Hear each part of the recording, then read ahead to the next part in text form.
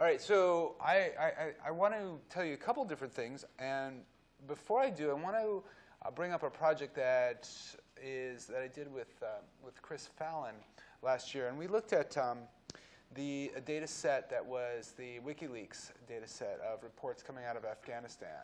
And of course, this is another example of a huge textual data set that was really impossible to digest just by simply reading through it. And we were very concerned about some of the ways it was being portrayed with data clouds or word clouds, for example, because I think those are oftentimes very prone to deception. You can get a very distorted view of the data. So we wanted to play with that and take a little poetic license. So what we did was we took the data, we did some analysis, frequency analysis, and then we used that to generate a poem. And here's what it sounds like. No. Enemy, enemy, enemy, enemy. Enemy, enemy, firing, enemy. Enemy, enemy, enemy, enemy. Enemy, enemy. Explosive, enemy.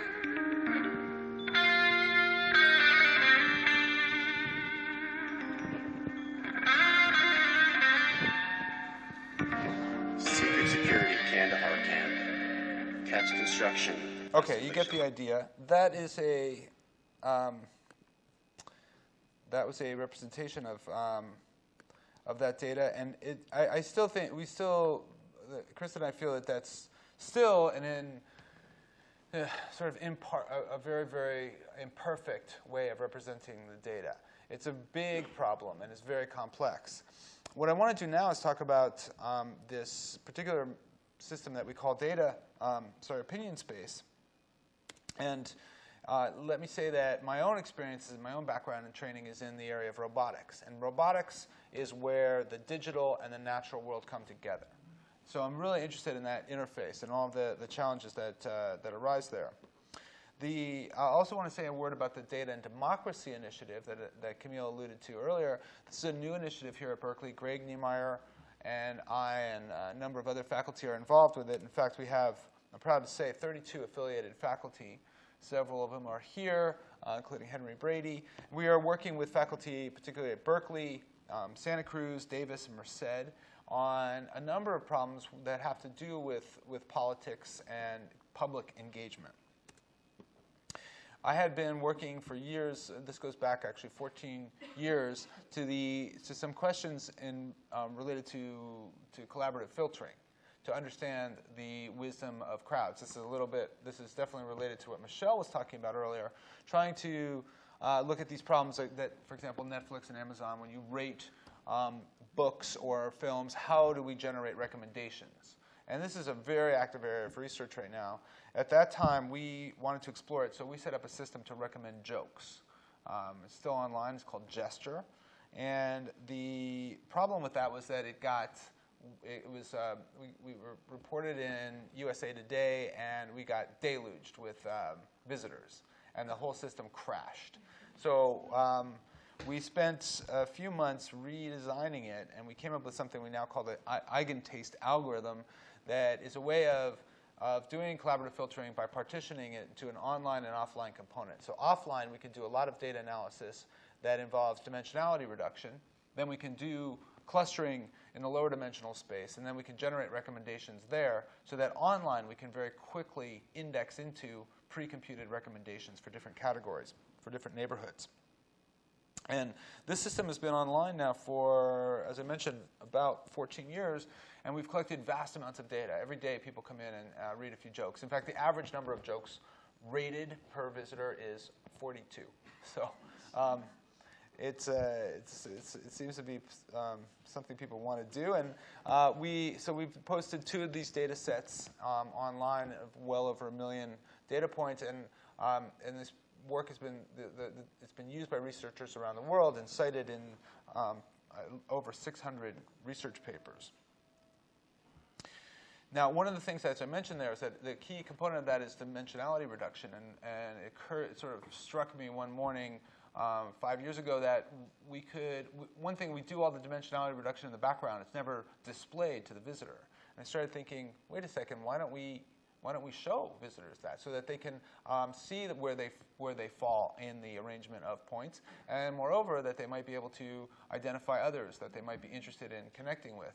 So it's a way of connecting to each other.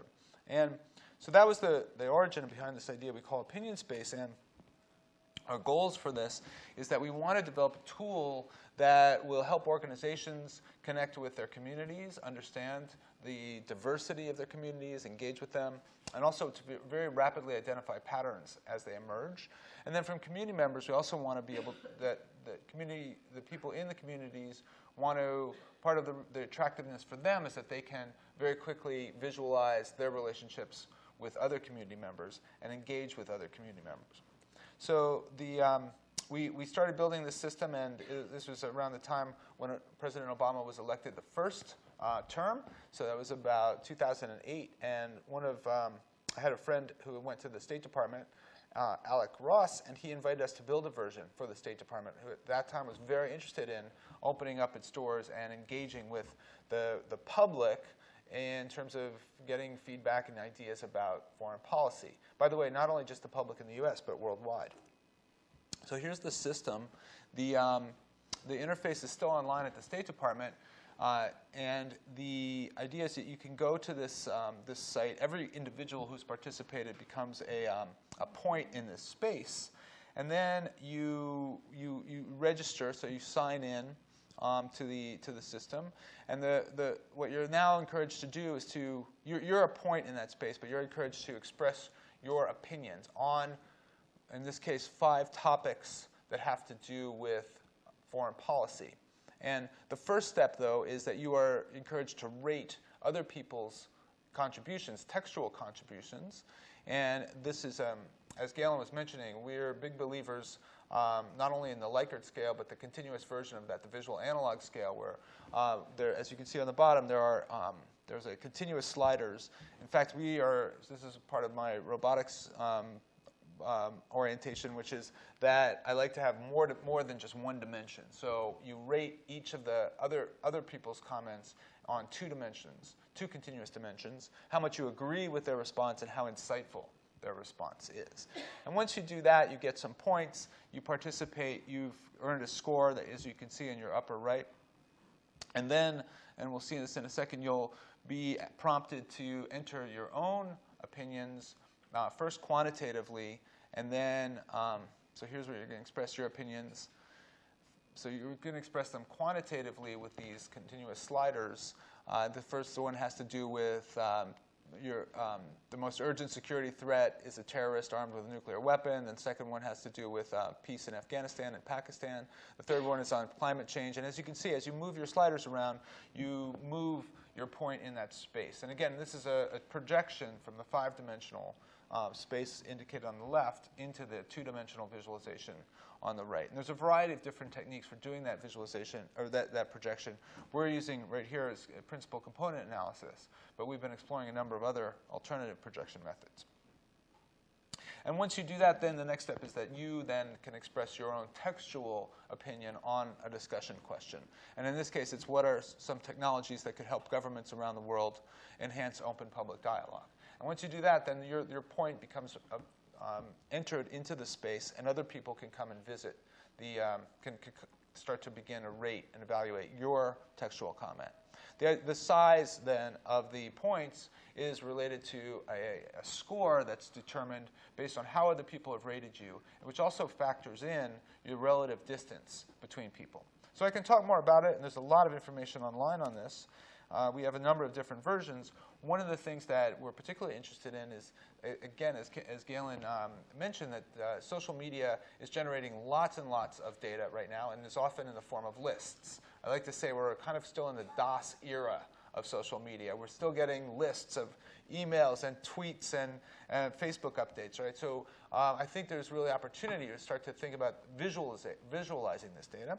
The other problem, again, as Galen anticipated, was this point about the binary nature of evaluations, if at all, binary or unary evaluations. And I think that's another area where we have enormous opportunity to make more subtle and nuanced evaluations. Because after all, what we want to do is find those needles in a haystack. We want to find those particular insights, contributions from the huge deluge that we're being subjected to constantly. And as I mentioned earlier, I have this interest in how can robotics, ideas from robotics, be beneficial here, because robots are always dealing with noisy and complex multidimensional environments. So there's some of the things we can do with this data when we collect it. We can interpret the eigenvectors that are used to do the projections. We can also monitor changes of opinion, which is really interesting in light of things like climate change, watching how opinions change after there's a particular climate event. This is a nice quote we got from Hillary Clinton, who's unfortunately going to, I guess, has officially stepped down as of now. But we'll continue to be working with other organizations, and we also have a new project we're excited about that will be involved with the Philippines. We're looking at other forms of projection, as I mentioned here, and there's a lot of information. So we have different versions of this system. They're all available at the site opinion.berkeley.edu, and I have a short video I want to leave you with, but I'm going to wait until the break when we can get the sound working. For years, experts have been predicting massive global changes. This trend in tipping points seems to be reaching a tipping point. But while people are worried about the end of civilization, have you noticed that your friend list is accelerating? You have 3 friends in common. You have 15 friends in common. You have 155 friends in common. You have 4,950 friends in common. You have 68,209 friends in common. You have 285,954 friends in common. You have 2,533,136 friends in common.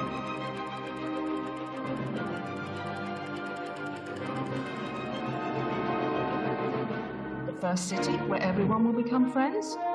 Portland, Oregon, of course. Next will be Seattle, then San Francisco. It spread to Monte Carlo soon after, and the EU is predicted to make nice by January 2016. The trend will accelerate to other countries. There will be some resistance, but who wants to be left out?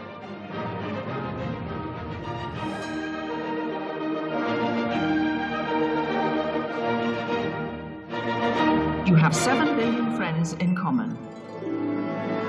Scientists are calling this the friendship, the point when everyone on Earth becomes friends.